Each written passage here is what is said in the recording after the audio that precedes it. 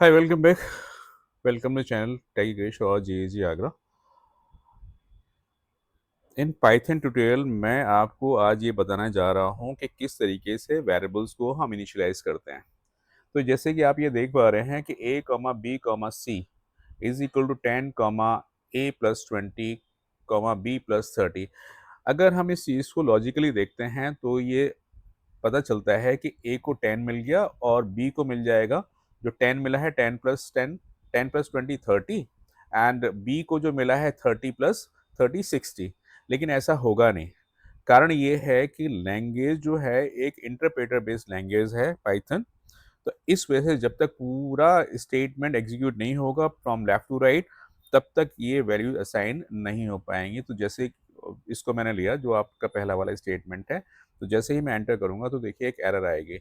क्यों एरर आएगी? बिकॉज यहाँ पर लिखा हुआ है कि name A is not defined. यानी क्या हुआ है कि ए को वैल्यू तो 10 मिल गई है, लेकिन बाकी जो प्लेसेस हैं यहाँ पर ये वैल्यू सब्स्टिट्यूट नहीं हो पाए बिकॉज ए की कोई वैल्यू है ही नहीं। जब तक पूरा स्टेटमेंट इंटरप्रेट नहीं होगा तब तक आउटपुट नहीं आएगा।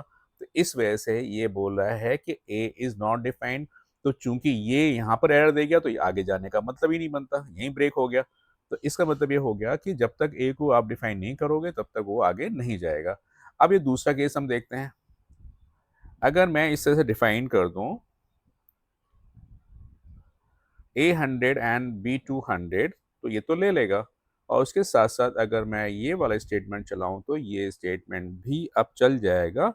उसका रीज़न ये है कि A एंड B अब हमने यहाँ पर डिफाइन कर दिए हैं। A100 है और B200 है। तो जैसे ही ये स्टेटमेंट चलेगा तो A तो 10 हो जाएगा, उसके साथ साथ इस A100 की वजह से 110 हो जाएगा, एंड 220 की वजह से ये 200 प्लस 20 220 हो जाएगा, और यहाँ पर कोई एरर भी नहीं आएगी। तो अगर हम यहाँ कहें प्रिंट A, B, C, तो आप ये देखेंगे यहाँ पर आपका एक्यूरेट आउटपुट आ गया है।